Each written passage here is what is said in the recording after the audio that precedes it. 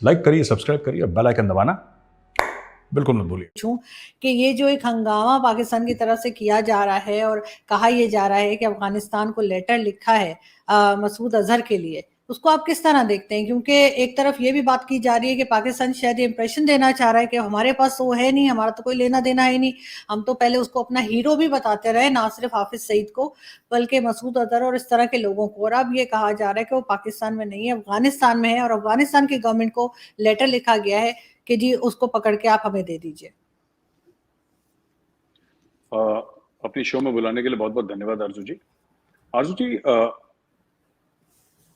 मौलाना Masood Azhar head है जैश ए मोहम्मद का, जिसको पाकिस्तान ने कागजों में बैन कर दिया, लेकिन जैश ए मोहम्मद वही ऑर्गेनाइजेशन है जिसने पुलवामा में सुसाइड बॉम्बिंग्स करवाई थी और हमारे 40 भाई सीआरपीएफ की वीर गति को प्राप्त हुए थे। वो जैश ए मोहम्मद का एक्शन था। पाकिस्तान का ये कहना कि हमने चिट्ठी लिखी है तालिबान को कि आप मसूद अजहर को हमें दे दीजिए, ये इसके पीछे अगर आपकी इजाजत हो तो मैं थोड़ा सा समझाऊं इसका बैकग्राउंड। Ji please. बहुत साल पहले एक एयर इंडिया की फ्लाइट हाईजैक हुई थी, IC-814 को अफगानिस्तान ले जाया गया था और वहां पे हमारे उस समय जो मिनिस्टर ऑफ एक्सटर्नल अफेयर्स थे, जसवंत सिंह जी थे मिनिस्टर ऑफ एक्सटर्नल अफेयर्स, तो वो फिर मौलाना मसूद अजहर को ले गए थे 2-3 टेररिस्ट के साथ वहां पे देने के लिए कि हम उनको, क्योंकि उनकी मांगे ऐसी थी कि आप इन टेररिस्ट को हमें वापस दें, तब हम आपके इतने 100-150 जितने भी पैसेंजर्स हैं उनको हम छोड़ देंगे, वरना हम मार देंगे। और रिपन कत्याल ऐसी कुछ नाम था, एक न्यूली मैरिड बंदा था अपनी वाइफ के साथ, तो उस न्यूली मैरिड बंदे को भी हाईजैकर्स ने मार दिया था। तो ये तो कहानी है मौलाना मसूद अजहर की। बहावलपुर पंजाब का रहने वाला है, पाकिस्तानी सिटीजन है और जैसे मैंने बोला कि जैश ए मोहम्मद का हेड है वो।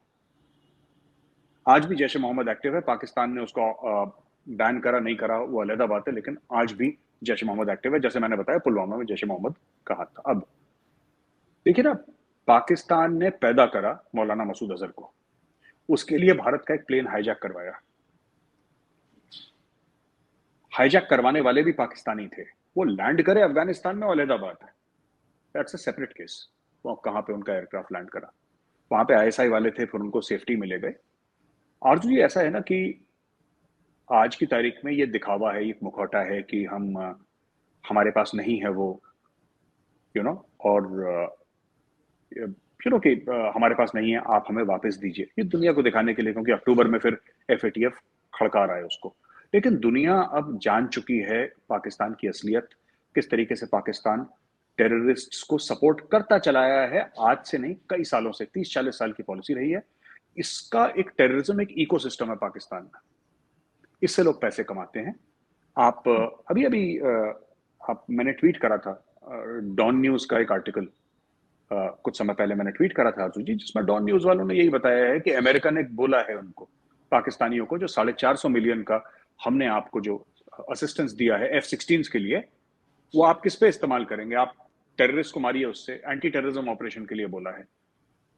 तो मैंने आपको बताया ना, तो ये देखिए पाकिस्तान क्या कर रहा है, फिर वही चीज कर रहा है, आतंकवादियों को भी साथ लेके चल रहा है और एंटी टेररिज्म ऑपरेशंस के लिए भी पैसे ले रहा है अमेरिका से। और वो कह रहा है कि हम आपसे एसेट्स लेंगे, हम उनको भी मारेंगे। पाल रहा है, मार रहा है, वो दोबारा वो इकोसिस्टम पाकिस्तानी स्टेट ने शुरू कर दिया। तो ये छोटी सी कहानी थी जैश ए मोहम्मद के बारे में। ये मुझे लगता है बिल्कुल फ्रॉड है मामला। पाकिस्तान को पता है वो कहाँ है, पाकिस्तान ने ही भेजा होगा उसको कि तुम चले जाओ। अब उसको अब अफगानिस्तान में कौन जा रहा है ढूंढने के लिए? पाकिस्तान कह सकता है हमने उसको बोला है कि तुम जाके कंधार में बैठ जाओ एक घर में आराम से चुपचाप, राइट? और जो FATF वाले आएंगे या कोई, वो पाकिस्तान बोल देगा यूनाइटेड नेशंस को कि पूरे पाकिस्तान में आपको इजाजत है, आपको कहीं पर भी जाना है, किसी भी घर में तलाशी लेनी है, आप आराम से जाइए और पूरे पाकिस्तान में ढूंढिए। अगर आपको मिल जाता है मौलाना मसूद अजहर, तो आप वहीं पर उसको गोली मार दीजिएगा हमारी तरफ से। पाकिस्तान ऐसा कह देगा, वो है ही नहीं वहां, वो तो अफगानिस्तान में।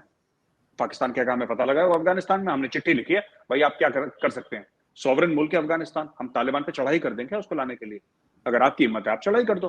तो they have buttered both sides of the bread. ये टोस्ट को वैसे खाएं, उन्होंने दोनों तरफ मक्खन लगा रखा है और यही चल रहा है वहां पे। सांसद मेजर साहब, आपको अगर याद हो तो जनरल परवेज मुशर्रफ ने भी एक टाइम पे ये कहा था कि मसूद अजहर और साथ साथ हाफिज सईद ये सब जो हैं हमारे हीरो हैं। उन्होंने ये अल्फाज इस्तेमाल किए थे। तो आपके ख्याल से अब इस वक्त क्या अमेरिका को या किसी को समझ नहीं आ रही कि जिनको हम हीरो मानते हैं, पाकिस्तान के लोग भी बहुत से ऐसे हैं पब्लिक में से भी जो हीरो मानते हैं इनको, उनको ये दे देंगे बड़ी आसानी से कि हाँ जी ठीक है, आपने क्योंकि टेररिस्ट डिक्लेयर किया हुआ है जिसको हमने कभी माना ही नहीं, रिजेक्ट कर दिया था, बल्कि चाइना ने तो बड़ा साथ दिया था इस सब चीजों में पाकिस्तान का। आरजू ऐसा है, अमेरिका को नहीं चाहिए। अमेरिका को मौलाना मसूद अजहर का अमेरिका क्या करेगी? अमेरिका को थोड़ा ना चाहिए मौलाना मसूद अजहर, वो तो इंडिया को चाहिए।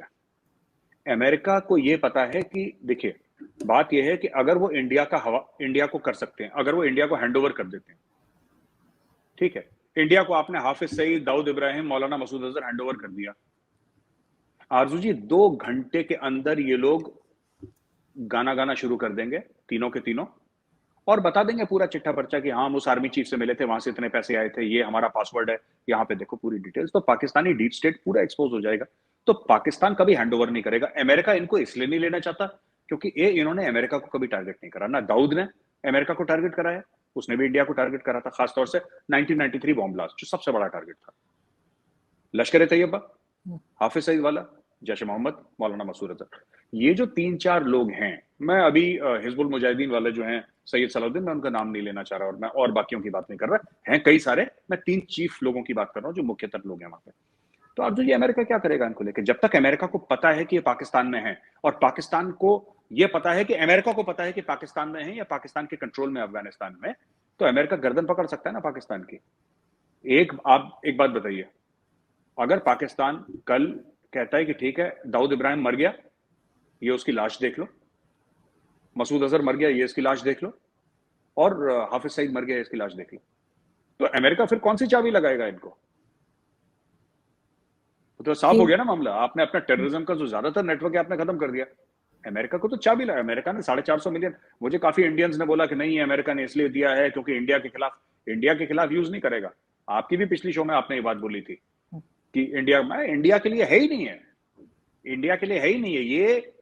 ये जो F-16 वाला मामला है, अमेरिका के वो प्राइस करके है कुछ, मैंने ट्वीट करा, उसमें मैं नाम भूल गया, स्पोक्स पर्सन ने साफ तौर से कहा है कि these we have given for anti terrorism operation. आप काम पे लगी है, वही डू मोर, पुरानी चीज, डू मोर। आपको चाहिए, अगर आपको नहीं चाहिए तो ठीक है, हम इसको विड्रॉ कर लेते हैं। विड्रॉ करेंगे तो आपका half of your air fleet will come down, आपका खत्म हो जाएगी एयरफोर्स, उड़ ही नहीं सकती। 40 साल पुरानी टेक्नोलॉजी है आपकी, without maintenance it can not fly. Thank you for watching. Please don't forget to like, share and subscribe.